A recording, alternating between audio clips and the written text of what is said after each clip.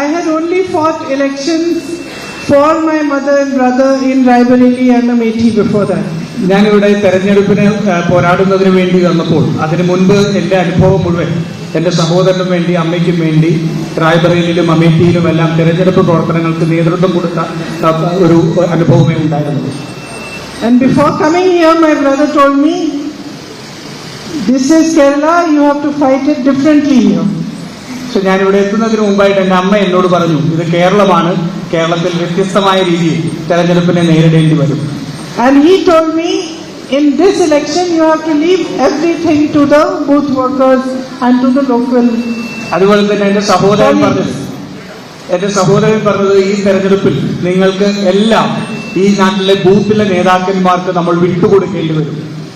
And this is very difficult for me because all the time that I fought the election, I used to go to in the booths, I used to go and distribute the polling kits, I used to go and find who is the booth committee, go and meet the booth president and chairmen, and I used to go and do all this work myself.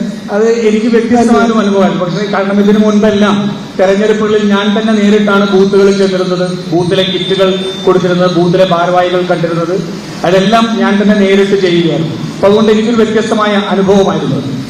So this is the first election in which I campaigned and everything was in your hands. അതുകൊണ്ട് ആദ്യത്തെ തെരഞ്ഞെടുപ്പായിരുന്നു, ഞാൻ പ്രചരണത്തിൽ മാത്രം കേന്ദ്രീകരിച്ചു, പ്രവർത്തനങ്ങൾ മുഴുവൻ നിങ്ങൾ ഏറ്റെടുത്തു.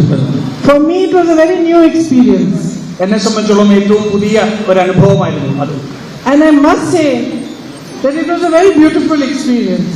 ഞാൻ പറയട്ടെ, അത് വളരെ മനോഹരമായ ഒരു അനുഭവമായിരുന്നു.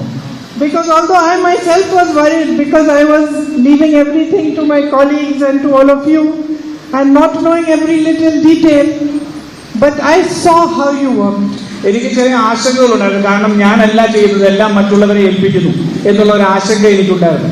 കാരണം ഞാൻ മുൻപ് ചെയ്തിരുന്നതെല്ലാം ഞാൻ നേരിട്ട് ഉൾപ്പെട്ടുകൊണ്ട് ചെയ്തിരുന്നതായിരുന്നു. How well organized you are as a force. നിങ്ങൾ ഒരു ശക്തി എന്ന രീതിയിൽ എത്രമാത്രം സംഘടിതമാണ് എന്നുള്ളത് ഞാൻ മനസ്സിലാക്കി. How you work together in every booth. നിങ്ങൾ ഒരുമിച്ച് എല്ലാ ബൂത്തിലും എങ്ങനെയാണ് പരസ്പര സഹകരണത്തോടു കൂടി പ്രവർത്തിക്കുന്നത് എന്ന് ഞാൻ മനസ്സിലാക്കി.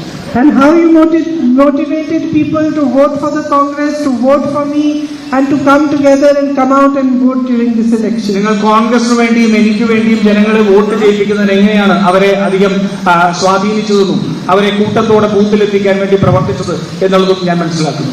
I am very, very proud to see the way the organization of the Congress party and all the UDF works over here.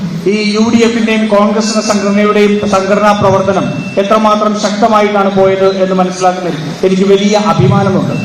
It's really an example that we should follow in all the other states also. ഇത് രാജ്യത്തെ മറ്റ് സംസ്ഥാനങ്ങൾ കൂടി നമ്മൾ അനുകരിക്കേണ്ട മാതൃകയാണ് എന്ന് ഞാൻ പറയുന്നു.